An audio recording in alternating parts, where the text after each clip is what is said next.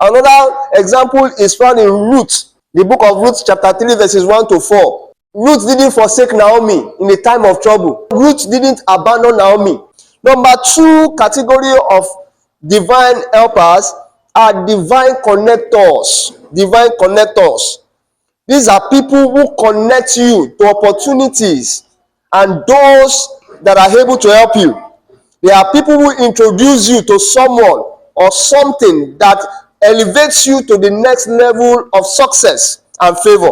One example is the servant girl that was working in the household of Naaman in 2 Kings chapter 5 verse 3. She was the one that connected Naaman, who was afflicted with leprosy, connected him with the prophet in Israel, that through him came his healing.